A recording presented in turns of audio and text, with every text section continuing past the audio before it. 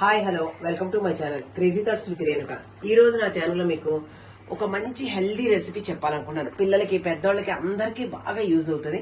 ఇది ఇన్ఫాక్ట్ బాలింతలకు కూడా పెట్టచ్చు, కాకపోతే కొంచెం కారం అది తగ్గించుకొని వేసుకొని వండుకుంటే కనుక బాలింతలకు కూడా పెట్టచ్చు. ఇది చాలా హెల్దీ రెసిపీ. సో ఈ వింటర్ సీజన్ లో మనకి చాలా హెల్దీగా ఉంటుంది. వింటర్ సీజన్ లో మనకి కోల్డ్ చేసేస్తుంది, అలాగే దగ్గు వస్తుంది, పిల్లలకు కూడా బాగా తొందరగా జలుబది అటాక్ అయిపోతుంది. వాటన్నిటికీ మంచి నివారణ మందులకు కూడా పనిచేస్తుంది. అలాగే పిల్లలందరూ చాలా ఇష్టంగా తింటారు. దీని పేరు అల్లం పులుసు. ఇది మాకు వైజాగ్ లో ఆంధ్ర సైడ్ మా నాన్నమ్మ మా అమ్మమ్మ వాళ్ళు చాలా ఎక్కువగా వింటర్ సీజన్ లో చేసి పెడతా ఉండేవాళ్ళు మాకు. సో అది నాకు చాలా ఇష్టం, మా పిల్లలకు కూడా చాలా ఇష్టం. అందుకనే నేను వ్యూవర్స్ తో వాళ్ళకి చూపించి వాళ్ళతో పంచుకోవాలన్న ఉద్దేశంతో నేను ఈ రోజు తయారు చేయడం జరిగింది.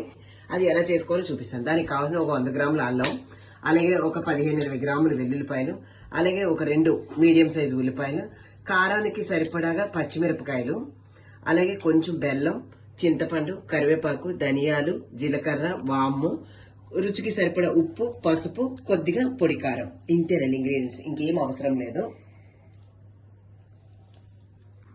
ఇప్పుడు మనం తీసుకునే ఈ ఐటమ్స్ అందులో కొన్నిటిని మనం మిక్సీ చేసుకోవాలండి.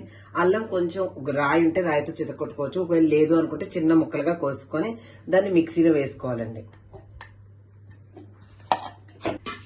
అలాగే ఒక స్పూన్ పెద్ద స్పూన్ అయితే ఒక స్పూన్ ధనియాలు, ఒక స్పూన్ జీలకర్ర, అలాగే ఒక స్పూన్ వాము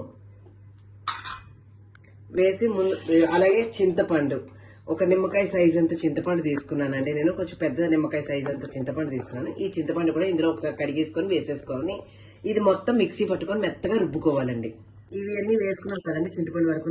ఇప్పుడు బెల్లం కూడా కొంచెం మనం చింతపండు వేసాం కాబట్టి ఒక ఇంత బెల్లం ముక్క కూడా వేసుకోవాలి.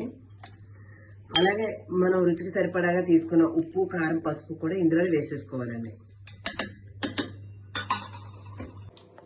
ఇప్పుడు అది కొంచెం మెత్తగా అయిన తర్వాత కొద్దిగా వాటర్ పోసుకుంటూ ఉండాలండి. వాటర్ పోసుకుంటూ జారుగా మిక్సీ పట్టుకోవాలన్నమాట. ఇప్పుడు స్టవ్ వెలిగించుకోండి. దానిలో కడాయి పెట్టుకోవాలి, ఆయిల్ పోసుకోవాలండి. అయితే దీంట్లో కొంచెం ఆయిల్ ఎక్కువగానే పడుతుంది. ఎందుకు అని అంటే మనకు అది నిల్వ ఉంటుందండి. బయట పెట్టుకుంటేనే ఈ క్లైమేట్ లో 1 రోజులు అలా నిల్వ ఉంటుంది.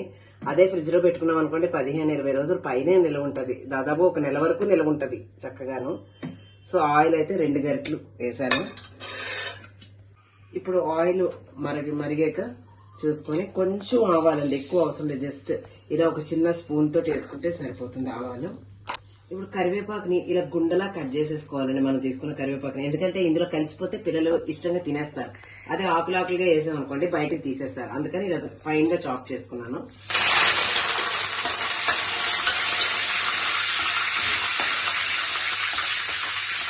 అలాగే మనం తీసుకున్న ఉల్లిపాయలు, పచ్చిమిరపకాయలు ఇలా ఫైన్ గా చాప్ చేసుకున్నానండి. బాగా మెత్తగా గుండెలాగా చేసుకున్నాను.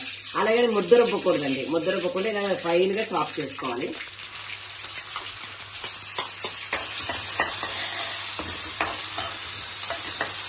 ఇప్పుడు ఈ ఉల్లిపాయలు వేగుతూ ఉండగా వెల్లుల్లిపాయలు కూడా వేసేసుకోవాలండి. కొంచెం ఎర్రగా కావాలి అనుకున్న వాళ్ళు ముందే ఆయిల్లో వేసేసుకోవాలి. ఆవాలు వేగుతున్నప్పుడు వేసేసుకోవాలి. లేదు కొంచెం పచ్చిగానే ఉన్నా పర్వాలేదు అనుకున్నప్పుడు ఇప్పుడు వేసుకొని వేయించుకోవాలండి. ఇప్పుడు మనం బాగా మెత్తగా పేస్ట్ పట్టుకున్నామండి. ఇప్పుడు ఈ పేస్ట్ని ఉల్లిపాయల్లో మనం వేసేసుకోవాలి.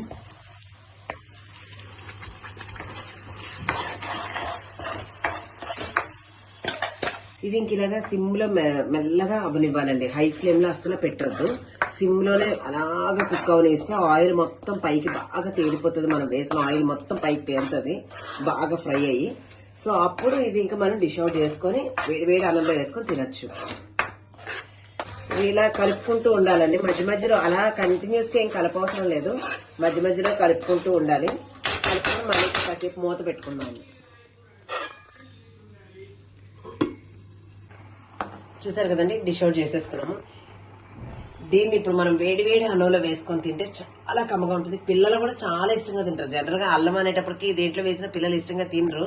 సో దీంట్లో అయితే కరివేపాకు వెళ్తుంది, వాళ్ళకి అల్లం వెళ్తుంది, అలాగే మనకి పచ్చిమిరపకాయల్లో ఉన్నటువంటి విటమిన్ సి వెళ్తుంది. అన్ని విధాలుగా మనకు ఆరోగ్యానికి చాలా మేలు చేస్తుంది. ఈ వింటర్ సీజన్ లో ఇది చాలా హెల్ప్ఫుల్. మనకి పిల్లలకు కూడా జలుబులు, దగ్గులు అవి ఏవి రాకుండా ఉంటాయి. ఇవి తింటే చాలా బాగుంటుంది. సో ఈ వీడియో కనుక మీకు నచ్చినట్టయితే లైక్ చేయండి, షేర్ చేయండి, సబ్స్క్రైబ్ చేయండి. Thank you.